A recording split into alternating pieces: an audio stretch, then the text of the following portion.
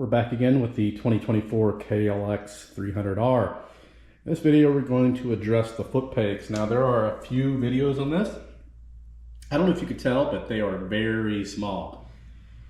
So, we'll compare them with a stock set on a KLX140, which is, much smaller, and even the YCF. Now, you may not be able to tell by looking, but we will take these off and then compare. Now, you got to be careful on what pegs you get for this bike.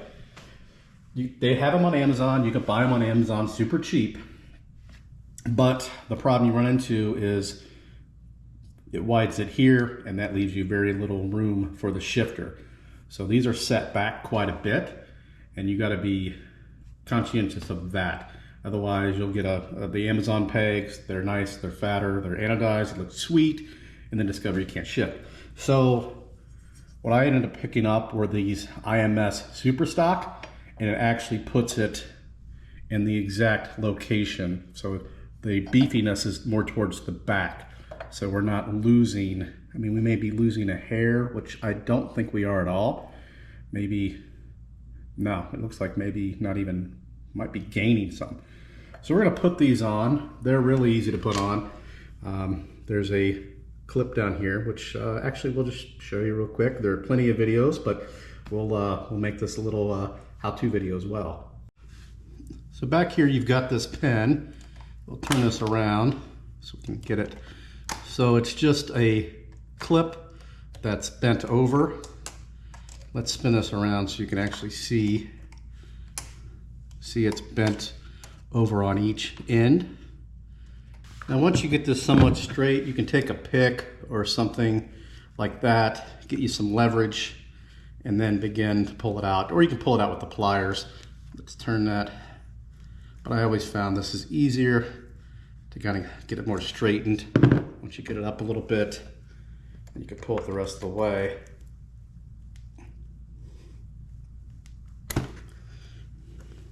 There you go. Really should replace this. I'm going to reuse these for now. And then all we do is we can wiggle the peg a little bit. There's our old peg. You got the spring lined up. Push the pin through.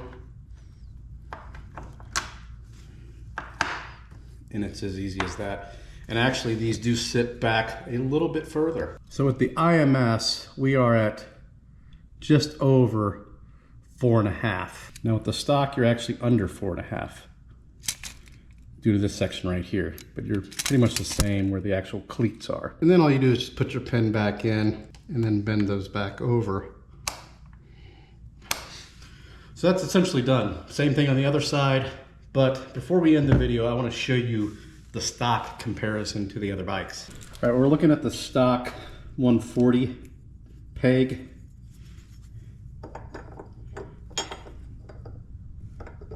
This peg is actually smaller. Let's set it end over end. So there's teeth to teeth. The 140 has a much larger peg than the 300R does. Now these little pit bikes have huge pegs. That's quite a bit smaller. I cannot live with myself reusing these. I know a lot of people do, and it's probably not a big issue, but I don't want to do it. Here's our new pin. It's quite a bit longer, but we can bend it. It is longer. You can actually bend it partially by hand. Kind of get it started. You can see they're a little long, but we could take care of that.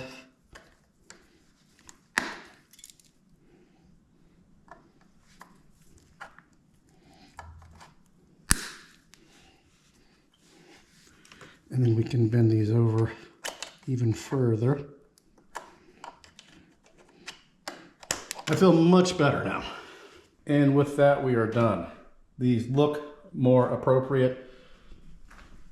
And it's funny because I didn't notice it when I rode it. Now you'll notice these are angled a bit. The stock ones were as well. That's a thing for these bikes.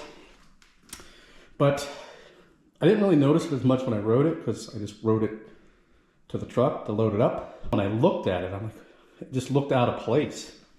It looked totally out of place. So that's one more thing to check off the list. Got the lithium in there. Need to get rid of this. Exhaust, bars, adjust the springs. Or actually, we're going to get a new spring for the rear and some fork springs. That's really about it. Not going to do a whole lot to this one. But just, you know, to make it mine a little bit. Maybe aluminum sprockets to save a little bit of weight. Right now, we've saved about, what, 3 pounds with the battery. And I'm not a weight weenie. That doesn't matter, but this is a heavy bike, weighs 280 pounds. Get rid of that, all that exhaust, and put a stock or put a Yoshimura exhaust on there. That'll save another, I forget how many pounds, but we can get this down to around 255, 260 probably, 260, probably shed 20 pounds, which makes a big difference. And for me, it's not for racing or anything like that. It's more for loading the daggone thing. I'm loading the back of a pickup truck. I'm getting old. Things are heavy. So that's it. If you have any questions or comments, post those below. And as always, thanks for watching.